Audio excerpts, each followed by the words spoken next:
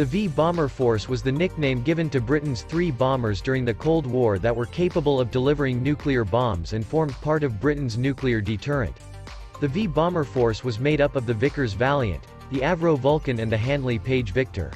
The development of 3 bombers during the Cold War by the British was done to give the government increased freedom from U.S. foreign policy. While the British government supported America during the Cold War, the V-bomber force gave it independence from the country that dominated NATO. As an example, the Valiant was used in the Suez Crisis of 1956 when America would not give any support to Anthony Eden's government. If the British governments of the time had fully relied on America to provide bomber support, this would not have occurred. The same can be said for the use of the Vulcan during the Falklands War. The Valiant was classed as a strategic bomber and it was designed to the same specifications, B-35-46, as the Vulcan and Victor. However, the planned prototype Valiant did not come up to these specifications, which caused the government of the day a dilemma. The great advantage that the Valiant had was that it could be quickly built and put into the air with due speed. To get round the specifications issue, the government changed its requirements and the prototype Valiant first flew in May 1951. Deliveries to the Royal Air Force started in August 1954. The Valiant was powered by 4 Rolls-Royce Avon 204 turbojet engines that gave it a maximum speed of 567 miles per hour at high altitude.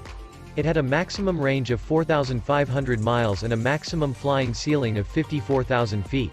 The Valiant could carry up to 21,000 pounds of conventional or nuclear bombs.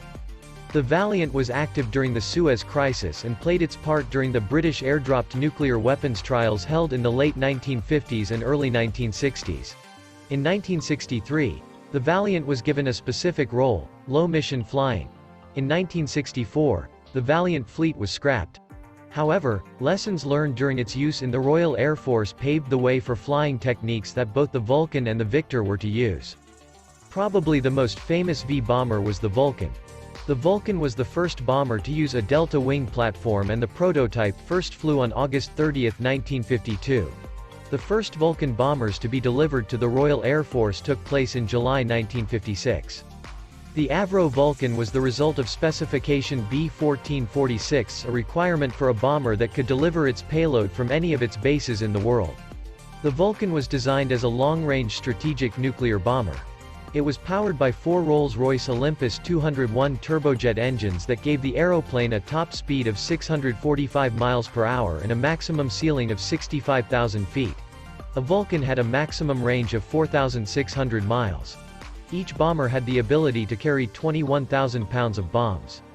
The Mark II version, which first flew in 1960, was designed to carry the Blue Steel or American Skybolt standoff nuclear weapons, but this development did not materialize as a result of the introduction of the Polaris submarine. In 1969, the RAF's Vulcan bombers were assigned to NATO and one last flew in anger in May 1982 when a Vulcan bomber attacked the runway at Port Stanley during the Falklands War. The airport was being used by the Argentinian military who had occupied the islands. The end of the Cold War and the use of smaller, faster bombers such as the Jaguar and the Phantom ended the days of the large bomber that had been used by the RAF in total. The RAF had 136 Vulcan bombers and its final role for the RAF before being totally withdrawn from service was as a flight refueling aeroplane. The Handley Page Victor was the last of the V-bombers to go into service. The aircraft had crescent-shaped wings that owed much to the research carried out into wing shape by the German Arado and Blohm and Voss companies.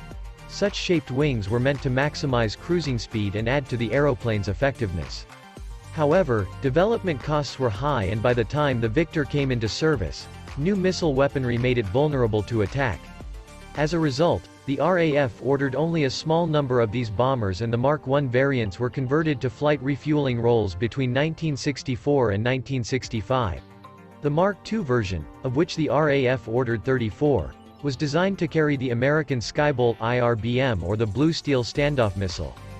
However, as with the Vulcan, developments in weapons systems elsewhere made the Victor effectively obsolete as a bomber and the Mark II versions became used for photo reconnaissance and then, like the Mark I version, to airborne fuel tankers.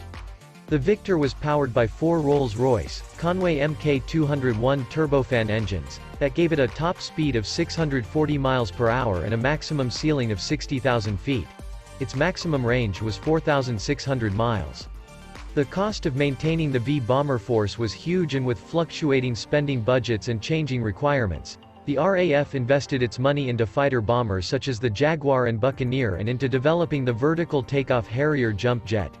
The changing nature of the Cold War also meant that such giant bombers were more a relic of the past by the 1970s, even if the Americans continued to fly the B-52s and developed the Rockwell B-1B and Northrop Grumman B-2.